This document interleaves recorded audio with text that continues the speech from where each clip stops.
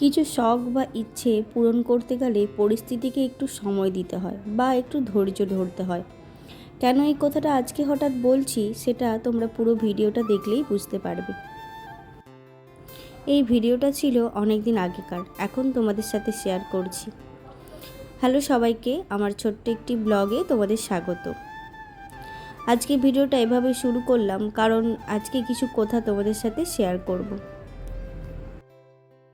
দুপুর তখন 12:30টার মতো বাজে। তো তারপর ভাই বলল যে জিনিসটা আমাদের আসার কথা ছিল ওটা এসে গেছে।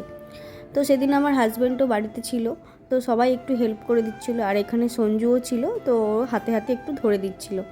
তো দেখতেই পাচ্ছ কিছু কাঠের জিনিসপত্র এসেছে।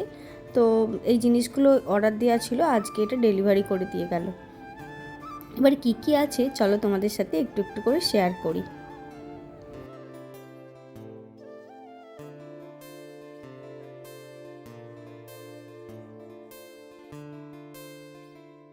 আর সেদিনটাতে এত গরম ছিল, ভাই ওই জন্য আগে সবার জন্য আইসক্রিম নিয়ে এসেছিলো, সেটা আগে খাবো, তারপরে বাকি এই জিনিসগুলো ওপরে তুলতে হবে।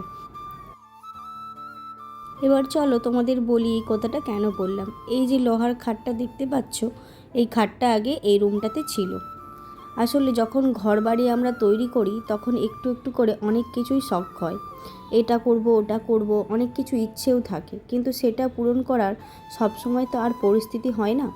তাই যেটা থাকে সেটাকে নিয়েই মানিয়ে নিতে হয় বা সেটাই মেনে নিতে হয়। কিন্তু যখন মানুষের একটু পরিস্থিতি ভালো হয় তখন কিন্তু মানুষের শখটা পূরণ করার ইচ্ছে হয় যে এবার হয়তো শখটা পূরণ করতে পারবো। আসলে আমাদের বাড়ির মায়ের রুমটাতে সব সেগুন কাঠের জিনিসপত্র ছিল।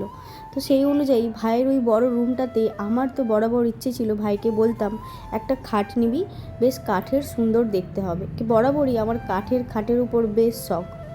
তো ওকে বলেছিলাম, ও বলেছিল দেখ ভালো লাগবে, তো আমি বলছিলাম হ্যাঁ নিয়ে দেখ। তো আজকে ফাইনালি ওই খাটটা নেওয়া হয়েছে, তার সঙ্গে আরও একটা ছোট্ট টেবিল, সাইড টেবিল, সব কিছু নেওয়া হয়েছে। আর সত্যি কথাই দেখো, এই কাঠের খাটটা পাততে এই ঘরটার না লুকটাই চেঞ্জ হয়েছে। আর মনে মনে আমার খুব ভালো লাগছে যে আমার অনেক দিনের একটা ইচ্ছে ছিল, বা আমার মায়ের ভাইয়ের এই ঘরটা হওয়া থেকে একটা ইচ্ছে ছিল এরকম সুন্দর করে ঘরটাকে একটু খাট দিয়ে বা সোফা দিয়ে সাজিয়ে রাখবো।